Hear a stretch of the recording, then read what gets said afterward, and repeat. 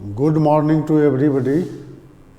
आज हम लोग पीरियोडिसिटी में 6th प्रॉपर्टी पढ़ेंगे, इलेक्ट्रॉन एफिनिटी। इलेक्ट्रॉन एफिनिटी क्या है?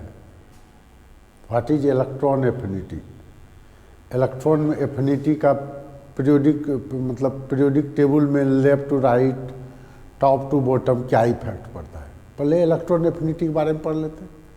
तो इलेक्ट्रॉन एफिनिटी है इलेक्ट्रॉन गेन इंथैल्पी। ठीक है, इलेक्ट्रॉन गेन इंथैल्पी क्या हुआ? जब कोई गैसीय आइसोलेटेड गैसियस एटम, आइसोलेटेड बोलना है यहाँ, जब कोई isolated gaseous atom electron gain करता है तो जितना एनर्जी रिलीज करता है उसको बोला जाता है एनर्जी रिलीज, और एब्जॉर्ब भी, किसी किसी केस में एब्जॉर्ब भी करता है, तो उसको बोला जाता है, उस एनर्जी को बोला जाता है electron affinity, electron gain enthalpy भी। ठीक है, दोनों बोलते हैं इलेक्ट्रॉन एफिनिटी और इलेक्ट्रॉन गेन इंथैल्पी। तो वही लिखे हैं the amount of energy released or absorbed when electron is added to an isolated gaseous atom to form an ion is known as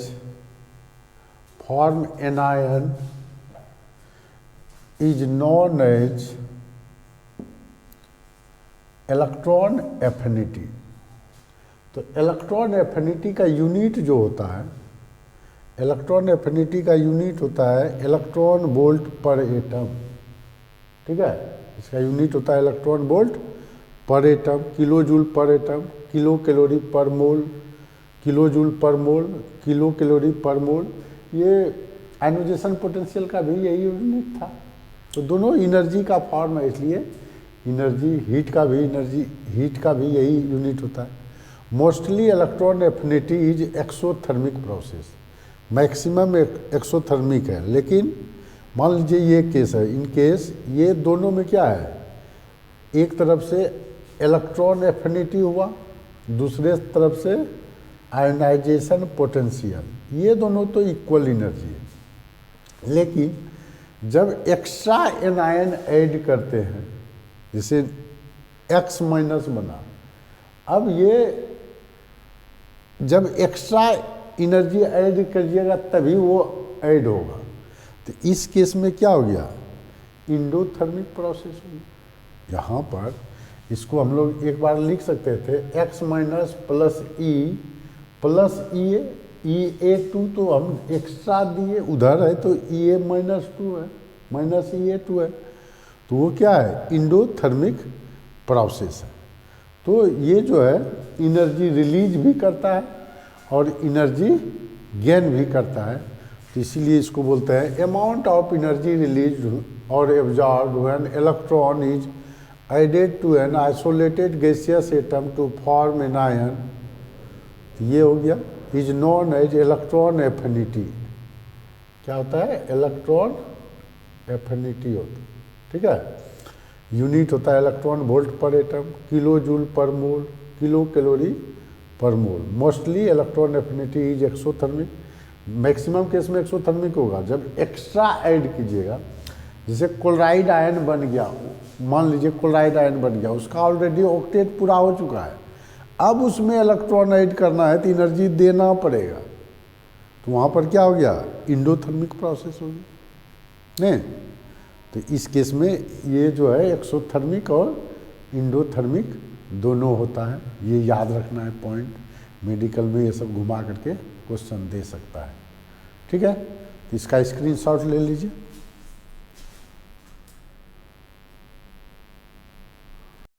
अब हम लोग पढ़ते हैं factor affecting the ionisation potential. Factor affecting the ionisation potential पढ़ेंगे, किस किस चीज़ पर डिपेंड करता है factor affecting the ionisation potential. तो देखिए आयनाइजेशन पोटेंशियल क्या चीज़ पर डिपेंड करता है। तो electron ionisation, electron affinity, electron affinity जो है एटॉमिक साइज के इन्वर्सली प्रोपोर्शनल है।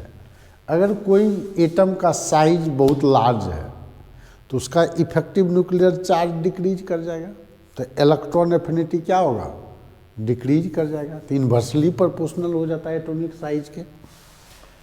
अब स्क्रीनिंग इफेक्ट, अगर स्क्रीन कर दिया गया है, रिपल्सन फोर्स ज़्यादा लगने लगा आउटर मोस्ट इलेक्ट्रॉन को, तो इनकमिंग इलेक्ट्रॉन पॉसिबल नहीं है, तो इस हालत में क्या होगा, electron affinity inversely proportional to screening effect होगा। समझिएगा बात को। साइज बढ़ गया किसी एटम का, कोई एटम है, अगर यहाँ पर प्रोटॉन है, प्रोटॉन के कारण इलेक्ट्रॉन अट्रैक्ट होता है। अब साइज बढ़ते जाएगा, तो जितना ज़्यादा साइज बढ़ेगा इलेक्ट्रॉन अट्रैक्शन क्या होगा, डिक्रीज कर जाएगा। तो उसी को बोला जाता है आपको कि इफेक्टिव न्यूक्लियर चार्ज डिक्रीज करेगा। तो इफेक्टिव न्यूक्लियर चार्ज डिक्रीज करेगा तो इलेक्ट्रॉन एफिनिटी डिक्रीज कर जाएगा, इफेक्टिव न्यूक्लियर चार्ज इंक्रीज करेगा और तो इलेक्ट्रॉन एफिनिटी इंक्रीज कर जाएगा। नहीं तो देखिए एटॉमिक साइज के इन्वर्सली प्रोपोर्शनल होता है स्क्रीनिंग इफेक्ट। अब मान लीजिए यहाँ इलेक्ट्रॉन ऐड कर दिए, तो इलेक्ट्रॉन ऐड कर दिए तो बाहर में आपका रिपल्सन फोर्स बढ़ गया, रिपल्सन फोर्स बढ़ जाएगा तो इनकमिंग इलेक्ट्रॉन के बीच रिपल्सन होने का चांस है, इसलिए वो क्या होगा, इनकमिंग इलेक्ट्रॉन पॉसिबल नहीं होगा या डिक्रीज कर जाएगा। इसीलिए है electron affinity inversely proportional to screening effect. अब electron effective nuclear charge increase हो जाए, यहाँ पर चार्ज बढ़ जाएगा तो इलेक्ट्रॉन अट्रैक्शन बढ़ जाएगा, तो वही है electron affinity directly proportional to effective nuclear charge. अब कोई एटम हाफ फील्ड या फुल फील्ड है तो वो अपना स्टेबिलिटी लॉस करना नहीं चाहता है, तो अगर हाफ फील्ड या फुल फील्ड है तो उसका इलेक्ट्रॉन गेन नहीं करेगा। गेन नहीं करेगा मतलब कम करने का टेंडेंसी हो जाएगा। जब कम करने का टेंडेंसी हो जाएगा तो उसी को कहते हैं क्या, लो हो जाना। तो वही है electron affinity of half filled और full filled orbital is very low और जीरो भी हो सकता है। तो ये है factor affecting the electron affinity. अब हम लोग पढ़ेंगे पीरियोडिसिटी कि टॉप टू बॉटम होता है, इन पीरियड इन ग्रुप, वो स्टडी करते हैं। ठीक है, तो ये चारों केस आप समझ गए होंगे ठीक से। क्या है, साइज बढ़ गया मतलब रेडियस बढ़ते जा रहा है, तो इलेक्ट्रॉन का खिंचाव कम ना हो जाएगा सेंटर से। जब इलेक्ट्रॉन का खिंचाव कम हो गया तो इसीलिए बोल देते हैं electron affinity inversely proportional to atomic size या एटॉमिक रेडियस। ठीक है, अब देखिए इलेक्ट्रॉन एफिनिटी स्क्रीन हो जाए, यहाँ पर स्क्रीनिंग इफेक्ट लगने लगे, आउटर मोस्ट इलेक्ट्रॉन के बीच मान लीजिए यहाँ कुछ लगा दिए स्क्रीनिंग, बीच में आ गया डी ऑर्बिटल वैकेंट है, तो वो तो डिस्टेंस बढ़ गया, तो इलेक्ट्रॉन क्या हो गया, यानी इलेक्ट्रॉन अट्रैक्शन पावर घट गया। तो वही है inversely proportional to screening effect. अब इफेक्टिव न्यूक्लियर चार्ज अगर बढ़ जाए, यहाँ पर प्रोटॉन ज़्यादा हो जाए तो आउटर इलेक्ट्रॉन को वो ज़्यादा अट्रैक्ट करेगा, बाहरी इलेक्ट्रॉन को वो खींच लेगा जल्दी, तो इलेक्ट्रॉन एफिनिटी क्या हो जाएगा, ज़्यादा हो जाएगा, इसलिए डायरेक्टली प्रोपोर्शनल है। अगर कोई ऑर्बिटल हाफ फील्ड या फुल फील्ड है, हाफ फील्ड करने का मतलब हुआ पी में 3 है ऑलरेडी, चौथा आएगा तो ये स्टेबिलिटी घट जाएगा। डी में अगर 6th आ जाएगा तो इसका स्टेबिलिटी घट जाएगा। उसी तरह एफ में 8th आ जाएगा तो उसका स्टेबिलिटी घट जाएगा। इसलिए हाफ फील्ड या फुल फील्ड ऑर्बिटल का इलेक्ट्रॉन एफिनिटी या तो 0 होता है या तो वेरी लो होता है। ठीक है, तो इसका स्क्रीनशॉट ले लीजिए। अब देखिए हम लोग कर रहे हैं इन ग्रुप में जनरल ट्रेंड क्या है, electron affinity decreases down the group because size increase. Size का इन्वर्सली प्रोपोर्शनल पहले ही पढ़ लिए, तो साइज इंक्रीज करेगा डाउन द ग्रुप तो इलेक्ट्रॉन एफिनिटी डिक्रीज करेगा, सो इलेक्ट्रॉन अट्रैक्शन बिकम्स लो। एक्सेप्शन क्या है, एक्सेप्शन होता है electron affinity of chlorine greater than fluorine होता है। इसका रीजन क्या है? इसका रीजन है due to small size of fluorine. Fluorine का साइज स्मॉल है। मान लीजिए ये फ्लोरीन है, फ्लोरीन का साइज स्मॉल है, इसके सराउंडिंग में 9 इलेक्ट्रॉन है, ठीक है। अब इनकमिंग इलेक्ट्रॉन के लिए स्पेस नहीं बचता है, इसलिए इसका क्या हो जाता है, इलेक्ट्रॉन एफिनिटी घट जाता है। लेकिन यही क्लोरीन का केस है। क्लोरीन का साइज इतना बड़ा हो गया, इलेक्ट्रॉन उतना ही है, इलेक्ट्रॉन उतना ही है, तो इसमें इनकमिंग इलेक्ट्रॉन के लिए स्पेस है। तो इनकमिंग इलेक्ट्रॉन के लिए स्पेस है, इसलिए इसका क्या हो जाता है, इलेक्ट्रॉन एफिनिटी इंक्रीज कर जाता है। तो वही लिखे हैं due to small size of fluorine, due to small size of fluorine electron density around nucleus increases, the incoming electron suffers more repulsion. Electron जो आएगा उस पर भी निगेटिव चार्ज, पहले जो है उस पर भी निगेटिव चार्ज, तो रिपल्सन फोर्स एक्सर्ट करने लगता है। तो incoming electron suffers more repulsion, so electron affinity of fluorine decreases, but in case of chlorine due to large size, इसके रेस्पेक्ट में लार्ज है, due to large size of chlorine electron density around nucleus decreases and incoming electron suffers less repulsion. ये कम repulsion करेगा, इसलिए क्या होगा, electron affinity chlorine का ज़्यादा होगा। तो ऑर्डर जो होता है क्लोरीन का, फ्लोरीन, ब्रोमीन, आयोडीन।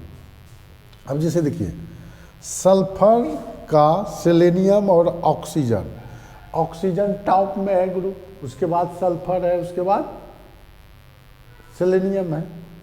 तो सल्फर का ज़्यादा होगा, सेलेनियम का कम हो जाता है, फिर ऑक्सीजन का और कम होगा, चूँकि इसका साइज घट जाता है, नहीं साइज इसका घट जाता है।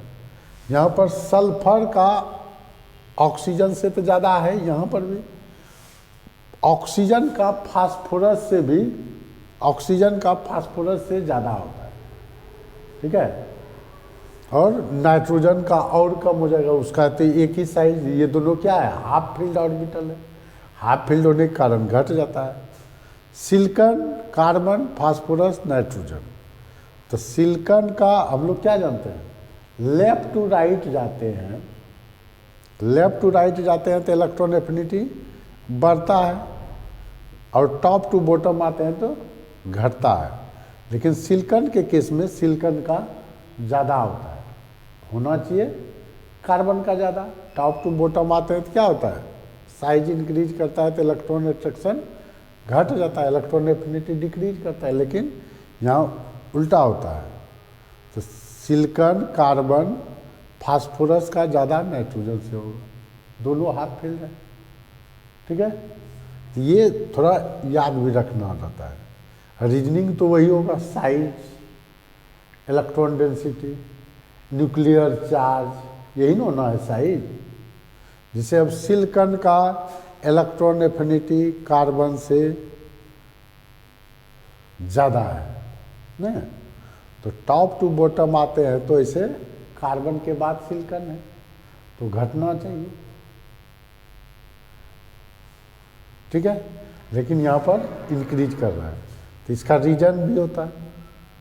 तो सब में वही है, साइज वाला region, effective nuclear charge region होगा, इलेक्ट्रॉन डेंसिटी का रीजन होगा, सब में वही, सब रीजनिंग वही घूम फिर करके आएगा, कहीं से भी रीजनिंग निकाल सकते हैं। इसका कंसेप्ट क्लियर होना चाहिए कि इलेक्ट्रॉन आने के लिए स्पेस चाहिए, इलेक्ट्रॉन डेंसिटी पहले से है तो रिपल्सन फोर्स लगेगा, तो क्या हो जाएगा, उसका इलेक्ट्रॉन एफिनिटी बढ़ जाता है साइज बड़ा होने के कारण, ठीक है।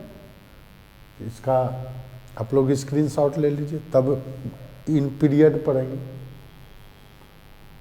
ले लीजिए स्क्रीनशॉट।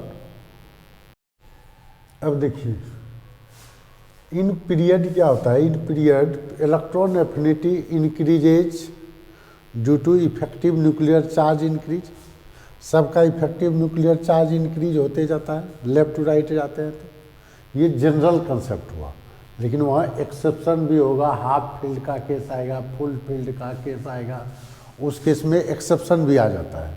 तो जैसे ये जनरल कंसेप्ट है कि in period electron affinity increases due to effective nuclear charge increases and size of atom decreases.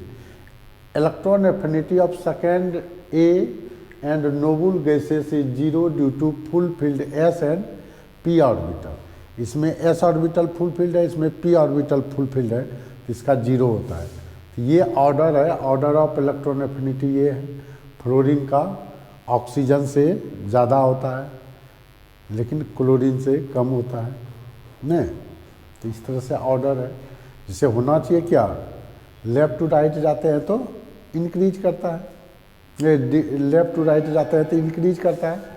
तो फ्लोरीन ऑक्सीजन यहाँ पर होना चाहिए किसका, नाइट्रोजन, लेकिन ये हाफ फील्ड के कारण इसका क्या हो गया, घट गया।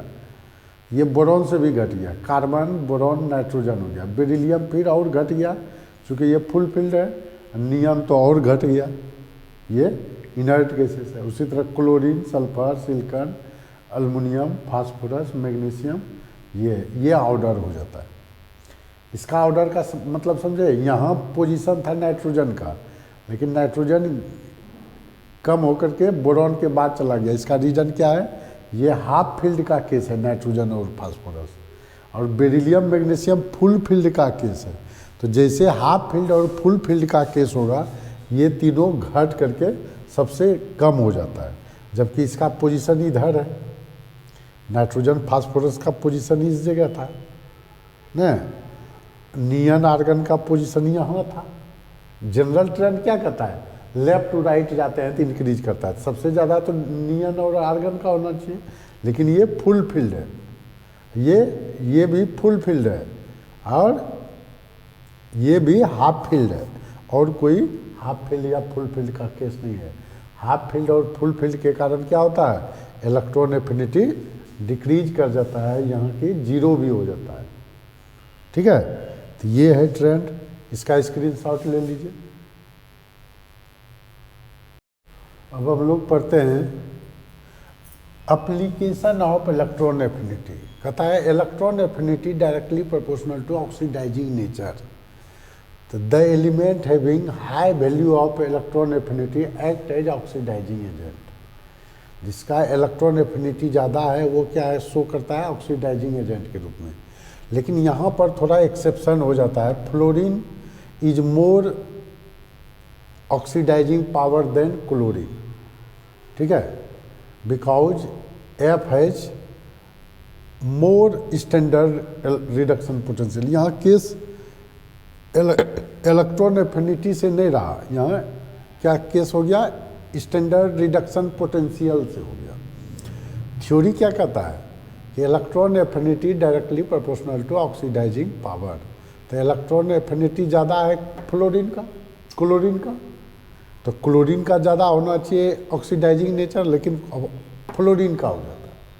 फ्लोरीन का ऑक्सीडाइजिंग नेचर क्लोरीन से ज़्यादा होता है ऑक्सीडाइजिंग पावर, क्योंकि उसका स्टैंडर्ड रिडक्शन पोटेंशियल ज़्यादा होता है। यहाँ पर ये दोनों में कंपेयर करेंगे हम लोग स्टैंडर्ड रिडक्शन पोटेंशियल से, ना कि electron affinity directly proportional to oxidising power nature से।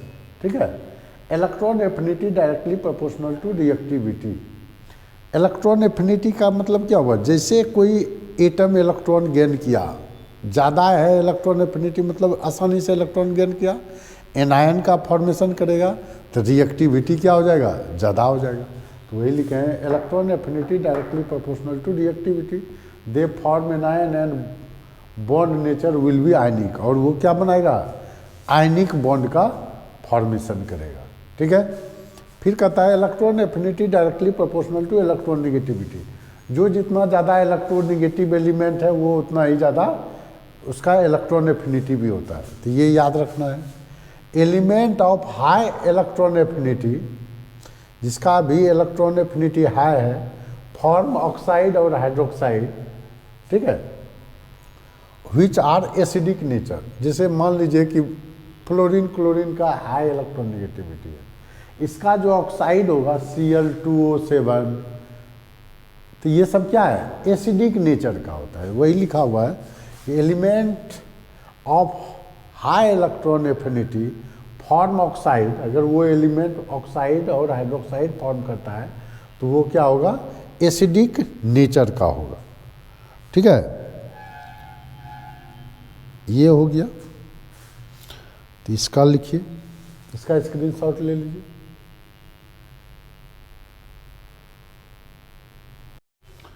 इस तरह से हम लोग इलेक्ट्रॉन एफिनिटी का पीरियोडिक प्रॉपर्टी पढ़ लिए कि पीरियड में कैसे चेंज होता है, ग्रुप में कैसे चेंज होता है, किस किस फैक्टर पर डिपेंड करता है, उसका एप्लीकेशन क्या है, उसका डिफिनेशन शुरू में ही पढ़ लिए। इस तरह से इलेक्ट्रॉन एफिनिटी का अब हम लोग पूरा थ्योरी पढ़ लिए। इस बेस पर अब हम लोग को थोड़ा प्रैक्टिस करना होगा। ऑब्जेक्टिव का जो ट्रेंड दिया रहता है मेडिकल इंजीनियरिंग का, वो थोड़ा देखना होगा। लेकिन मैक्सिमम ये जो थ्योरी पढ़े हैं, मैक्सिमम इसी के अंदर आपको, इसी थ्योरी के अंदर आ जाएगा। तो आप लोग केयरफुल होकर के मेडिकल और आईआईटी का क्वेश्चन सॉल्व कीजिए, और मुझे उम्मीद है कि मैक्सिमम बन ही जाएगा। ठीक है, क्योंकि जो भी कंटेंट दे रहे हैं आपको फुल्ली मेडिकल इंजीनियरिंग बेस्ड है। तो इसको आप लोग केयरफुल्ली पढ़ेंगे, और चैनल को सब्सक्राइब जरूर कर दीजिए, अपने फ्रेंड को व्हाट्सएप मैसेज कर दीजिए, लिंक भेज दीजिए, ताकि वो भी इसका बेनिफिट ले सके। ठीक है, थैंक यू।